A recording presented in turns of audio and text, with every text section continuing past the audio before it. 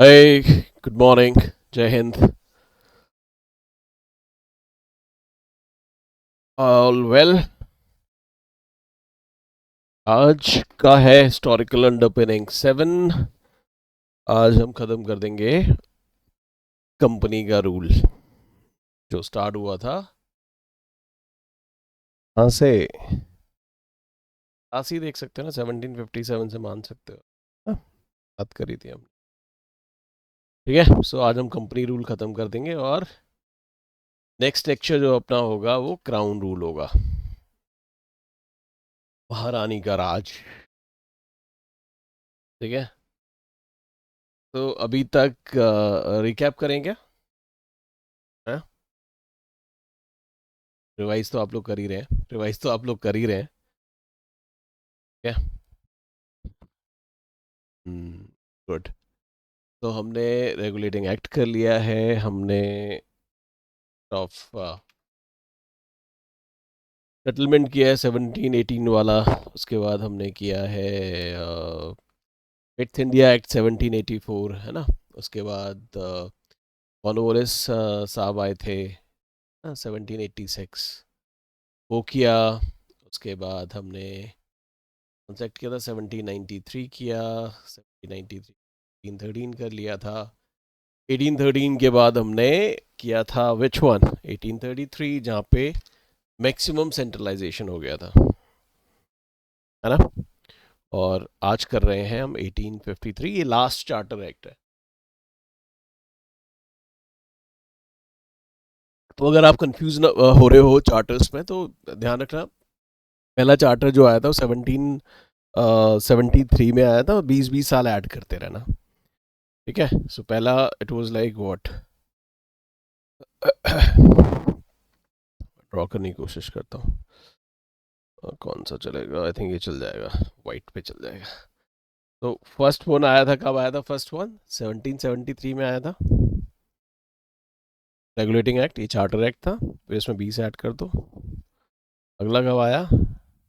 1793 में आया था. तो फिर 20 ऐड कर दो. 1813 में आया था. फिर 20 ऐड कर दो. 1883 हो गया. और 1833 में फिर से आप ऐड करोगे 20, हो गया 1853. तो आज हम जो पढ़ेंगे वो है 1853. और ये लास्ट चार्टर एक्ट है. इसके बाद चार्टर्स आना बंद हो गए थे. क्यों बंद हो गए थे? क्योंकि कंपनी खत्म हो गई थी.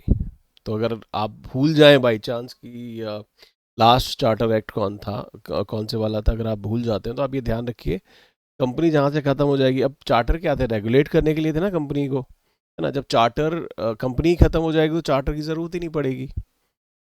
कैडे में पॉइंट. तो 1853 was the last charter.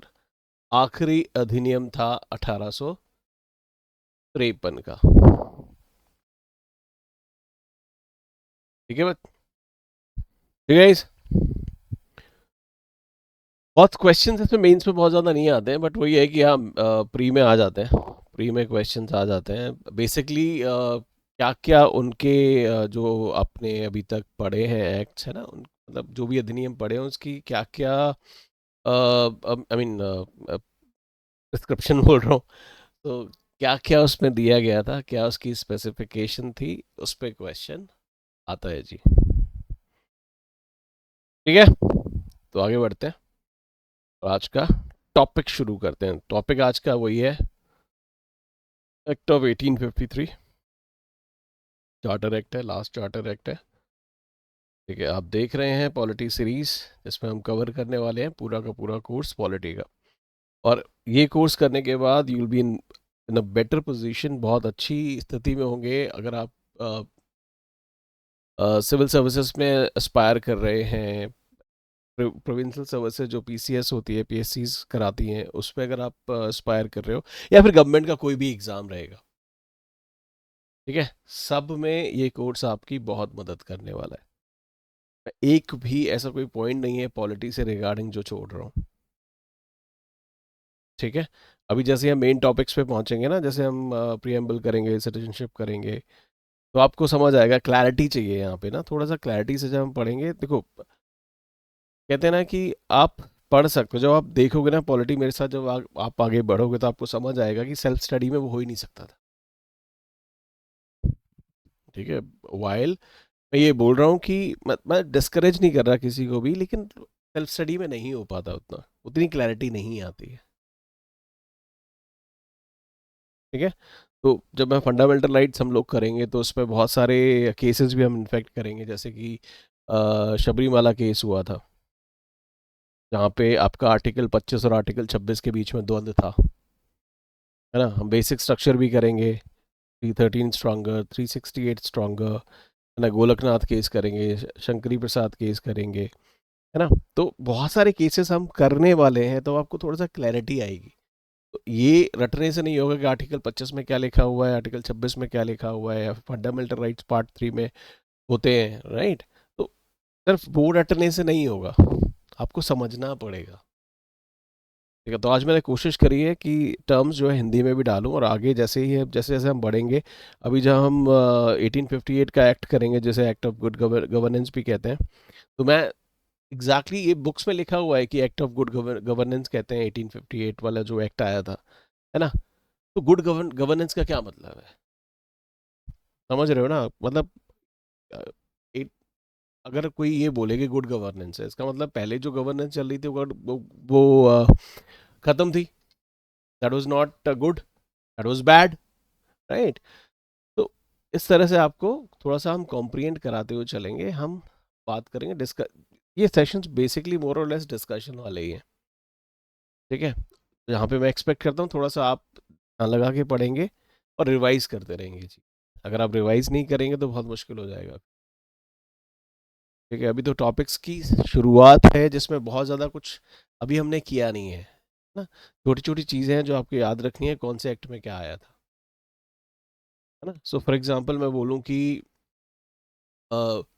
Centralisation maximum हो गया था इस पर्टिकुलर एक्ट के थ्रू, और कंपनी की जो कमर्शियल पार्ट था उसको बंद कर दिया गया था, अबॉलिश कर दिया गया था ना। और यूरोपियंस जो थे वो आके बस सकते थे इंडिया के अंदर।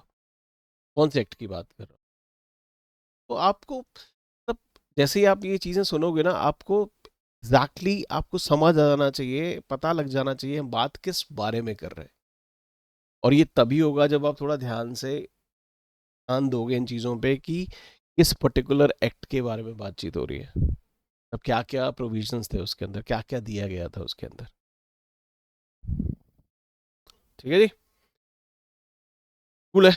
तो बढ़ते हैं, हम पहला एक्ट करते हैं। तो सबसे पहली चीज़ तो यही है कि जो चार्टर एक्ट था ना, ठीक है, तो 1853 का चार्टर एक्ट था, इसमें दो चीज़ें हुई। इसमें एक तो बोल दिया कि भाई साहब एक काम करिए, जो हमारी टेरिटरीज है ना, जो इंडिया के अंदर जो टेरिटरीज हैं ब्रिटेन की, वो और इंडियन रेवेन्यू से जो जो भी तुम्हारा टैक्स आ रहा है, जितना रेवेन्यू आ रहा है इंडियन टेरिटरी से, वो क्राउन के ट्रस्ट पे ईस्ट इंडिया कंपनी रख सकती है। ठीक है, कुछ 1833 में यही हुआ था। तो बोला था भाई साहब कि आप क्या कर सकते हैं, आपकी पावर्स जो है, आप इंडियन टेरिटरीज को रिटेन कर सकते हैं, जहाँ वहाँ से रेवेन्यू आता है इंडियन टेरिटरी से, वो आप क्राउन के ट्रस्ट पे उसको यूज़ कर सकते हो, ये बोला गया था। अब आप कोई कमर्शियल चीज़ें नहीं करेंगे, बट आप एडमिनिस्ट्रेटिव बॉडी हो गए हैं, और अब आप क्या करोगे, क्राउन का मतलब क्राउन के ट्रस्ट पे जो भी आपका रेवेन्यू आता है, जो भी आप कलेक्ट करते हो रेवेन्यू, जो कुछ भी आप आपको इंडियन टेरिटरी से मिलता है, आप उसको रिटेन कर सकते हो, टेरिटरीज को रिटेन कर सकते हो, रेवेन्यू मतलब सब कुछ यूज़ कर सकते हो आप, ये बोला गया था। ठीक है, एक डिफरेंस जो था 1833 में बोला था अगले 20 साल के लिए आप कर सकते हो, बस इसमें टाइम स्पेसिफाई नहीं किया गया था, मे बी इनडेफिनेट, तो टाइम डेफिनेट नहीं था। ठीक है, इसका मतलब है कि ये जो कंपनी का ये राज था, है ना, ये चल सकता, 20 साल भी चल सकता, क्योंकि टाइम तो स्पेसिफाई है नहीं। 50 साल भी चल सकता था, 100 साल भी चल सकता था, या हो सकता है कल भी खत्म कर दिया गया। इंडेफिनेट का यही तो मतलब होता है ना, या तो 20 साल चल गया, 5 साल चल गया, मतलब कोई टाइम पीरियड नहीं है, 5 दिन बाद खत्म कर दिया तो इस वाले एक्ट में क्या हुआ था, कोई टाइम पीरियड स्पेसिफाई नहीं किया गया था, इससे ये समझ आ गया था भाई साहब कि अब इनके तोते उड़ने वाले हैं, ये खत्म होने वाले हैं। समझ आया? सो इसका ये वाला प्रोविजन आपको समझ आ गया कि ईस्ट इंडिया कंपनी जो है इंडियन टेरिटरीज को रख सकती है, रिटेन कर सकती है, जो भी रेवेन्यू वहाँ से आता है उसको यूज़ कर सकती है। ठीक है, जैसे सैलरी पे करना हो गया, है ना, कुछ वेलफेयर स्कीम्स अगर उनको चलानी होगी वो हो गया, अदर खर्चे हो गए, है ना, सैलरीज वगैरह सब कुछ।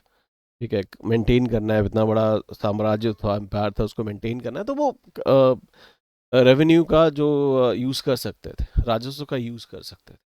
वही हिंदी में है। ठीक है, चार्टर अधिनियम ने कंपनी की शक्तियों को नवीनीकृत किया, रिन्यू कर दिया, और उसे भारतीय क्षेत्रों और राजस्व को ताज के ट्रस्ट में बनाए रखने की अनुमति दी। मतलब हिंदी में क्या है कि ट्रस्ट जो था ना, मतलब ट्रस्ट बोले तो वो वाला ट्रस्ट नहीं है जो हम बनाते हैं कंपनी ट्रस्ट एंड ऑल, ये मतलब काइंड ऑफ विश्वास में, मतलब ताज के लिए। ठीक है, जो ब्रिटिश क्राउन था उसके लिए ये बोला गया था कि आप भारतीय क्षेत्रों और राजस्व को रख सकते हैं, की अनुमति मिल गई थी, है ना। इस अधिनियम के अंतर्गत कुछ भी समय नहीं दिया गया था कि भाई साहब ये आप 20 साल के लिए कर सकते हैं, 25 के लिए कर सकते, कुछ भी नहीं, तो टाइम नहीं बताया गया था। क्लियर है यहाँ पे? समझ आ गया? आगे बढ़ते हैं, आगे चलते हैं। आपको पता ही है अभी तक क्या चल रहा था, गवर्नर जनरल था,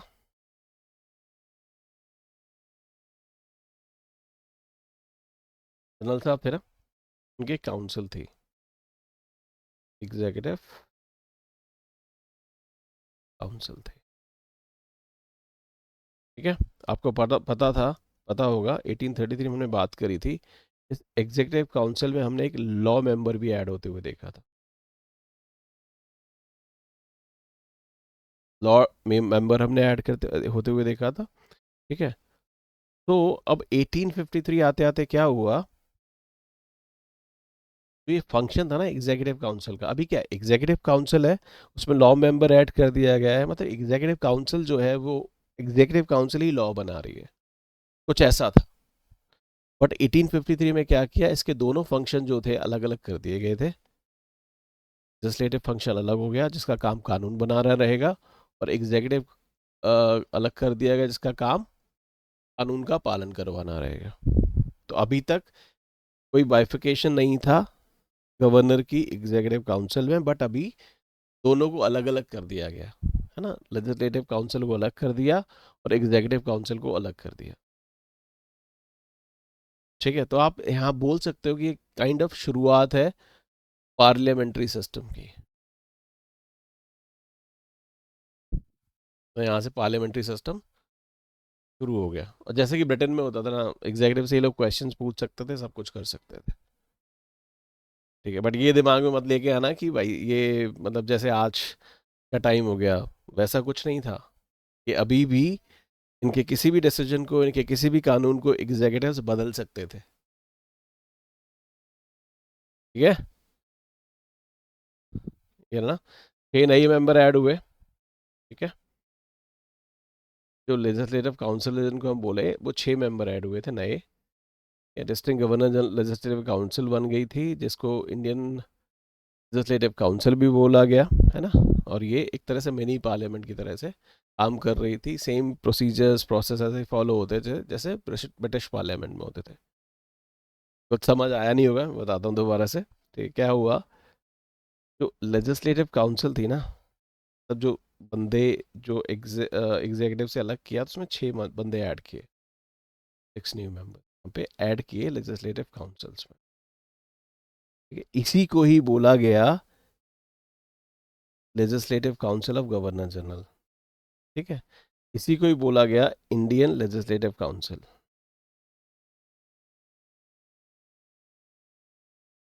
काउंसिल ऑब्वियसली सेंट्रल में था तो सेंट्रल हो गई। ठीक है, मिनी पार्लियामेंट भी बोलते हैं इसको, लघु संसद। ठीक है, उसके सारे के सारे जो प्रोसेस थे वो वैसे ही थे जैसे ब्रिटिश पार्लियामेंट में होते हैं। ठीक है, तो वही मैंने लिखा है, इसने परिषद में 6 नए सदस्यों को शामिल करने का प्रावधान किया था, 6 नए ऐड हुए थे। ठीक है, उनको विधान पार्षदों के की तरह जाना जाता है। और गवर्नर की जो विधान परिषद बनी, ठीक है, उसको हम केंद्रीय विधान परिषद भी बोलते हैं। और इसमें जितने भी काम हो रहे थे, इसको एक तो लघु संसद भी, हम जैसे हमने डिस्कस किया, लघु संसद भी बोलते थे। और जो भी इसमें कामकाज हो रहा था वो एक तरह से ब्रिटेन की पार्लियामेंट के तरह ही हो रहा था। ठीक है, सो जैसा मैंने अभी बोला, स्टार्ट हुई थी पार्लियामेंट, इसका मतलब ये नहीं था, ठीक है, कि आज के ज़माने से कंपेयर मत कर लेना। तो जो मेंबर्स थे वो क्वेश्चंस पूछ सकते थे एग्जीक्यूटिव काउंसिल को, लेजिस्लेटिव काउंसिल, बट इतने पावरफुल नहीं थे वो लोग। ठीक है, तो जो एग्जीक्यूटिव्स थे किसी भी बिल को, मतलब किसी भी लॉ को वीटो कर सकते। ठीक है, कोई भी लॉ लेजिस्लेटिव काउंसिल बनाती है, उस बिल को एग्जीक्यूटिव काउंसिल कभी भी वीटो कर सकती थी। ठीक है, तो अभी भी क्या था, एग्जीक्यूटिव एग्जीक्यूटिव सुप्रीमेसी है।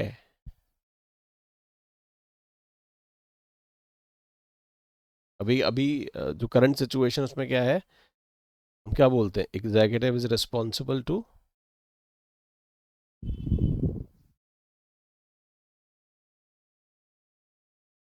लेजिस्लेचर, बोलते हैं ना,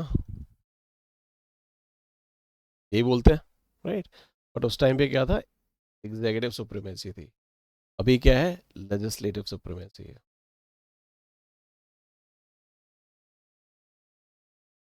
समझ आया यहाँ तक? बहुत सिंपल सा है, कुछ बहुत ऐसा नहीं है कि ना समझ में आए।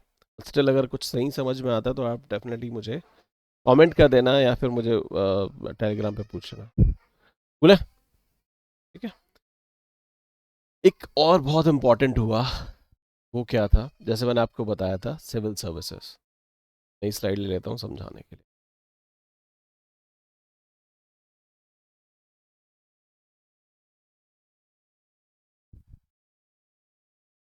सिविल सर्विस में क्या था पहले, सिविल सर्विसेज है, ब्यूरोक्रेसी जो है आप लोग में क्या हो रहा था, जो कंपनी के कोर्ट ऑफ डायरेक्टर्स थे ना,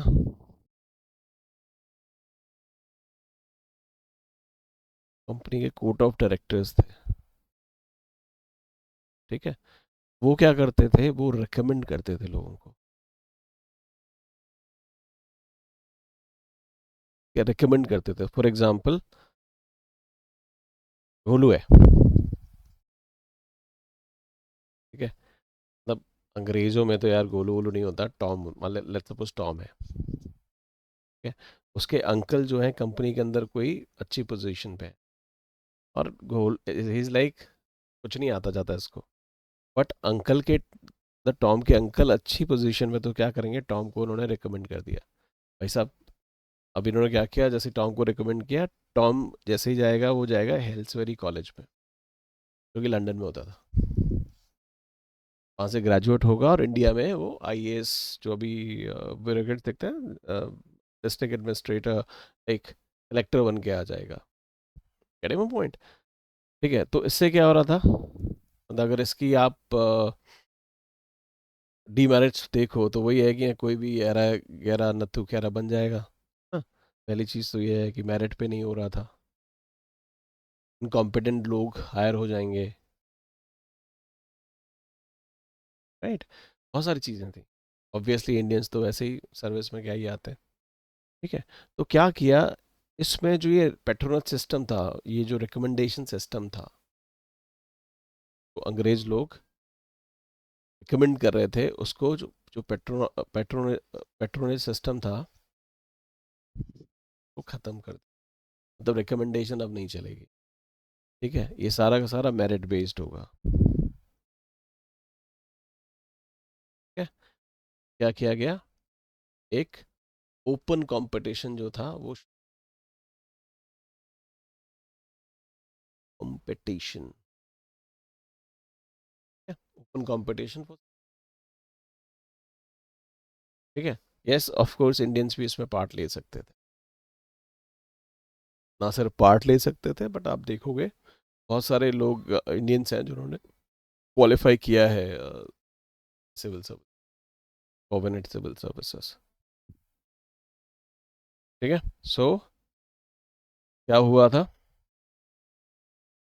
हमरी पूरे एक्ट्स में, क्या क्या हुआ जो हमने अभी पढ़ा, पहला तो यही था, ठीक है, कि टेरिटरीज और रेवेन्यू रिटेन कर सकती है कंपनी क्राउन के ट्रस्ट पे, बट टाइम स्पेसिफाई नहीं किया, हो सकता है कल परसों, may be 10 years, 20 years, 50 years, कुछ नहीं पता। तो इसके लेजिस्लेटिव फंक्शन और एग्जीक्यूटिव फंक्शन थे, उनको अलग अलग कर दिया गया। लेजिस्लेशन में 6 नए मेंबर ऐड किए गए, 6 नए मेंबर ऐड किए गए, बट ये लेजिस्लेटिव अगर लॉ बनाते हैं तो उनको वीटो कर सकती थी एग्जीक्यूटिव। इसको मिनी पार्लियामेंट भी बोला गया, जो 6 मेंबर्स की executive council, sorry legislative council जो बनी, उसको मिनी पार्लियामेंट भी बोला गया। इंडियन ब्रांच थी एंड ऑल, उसकी सारे मतलब प्रोसेस जो process थे वो ब्रिटिश पार्लियामेंट के ही थे। ठीक है, हमने पढ़ा। इसके अलावा क्या हुआ था, जो पेट्रोनेज हो रही थी, पावर ऑफ पेट्रोनेज थी किसकी, जो कोर्ट ऑफ डायरेक्टर्स की थी, कॉम्पिटिटिव जो हमारे कोऑर्डिनेटेड सर्विसेज एग्जाम थे, सिविल सर्विसेज जिसको आप बोलते हो, उसमें ओपन कंपटीशन जो था वो शुरू कर दिया गया। ठीक है। उसके बाद क्या होता है, रिवॉल्ट होता है 1857 का। ठीक है। और इसके बाद 57 के बाद एक और एक्ट आता है, that is act of, change करता हूँ मैं, एक एक्ट आता है एक्ट ऑफ 1858, इसको एक्ट ऑफ गुड गवर्नेंस भी बोलते हैं। ये हमारी आखिरी एक्ट बची है, ठीक है, बिफोर कंपनी रूल एंड होने से। ठीक है। तो एक्ट ऑफ 1858 हम मोस्ट प्रॉब्ली कल कर लेंगे, और जितनी भी एक्ट्स है ना, इंडियन काउंसिल एक्ट,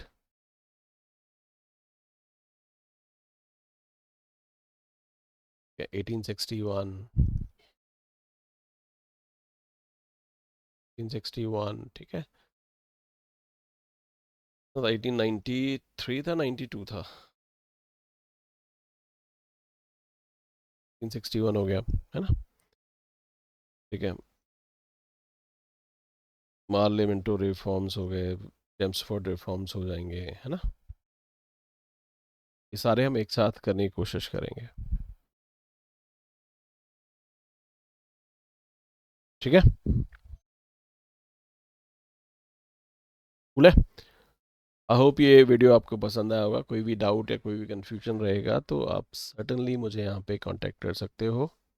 अभी तक आपने अगर इस चैनल को अगर सब्सक्राइब नहीं किया तो प्लीज़ डू इट। अपने दोस्तों को, अपने फ्रेंड्स को भी रेफ़र कर दीजिएगा जो भी प्रिपरेशन कर रहे हैं किसी भी एग्ज़ाम के लिए। सो अगर नहीं भी कर रहे हैं, it is helpful for them to understand.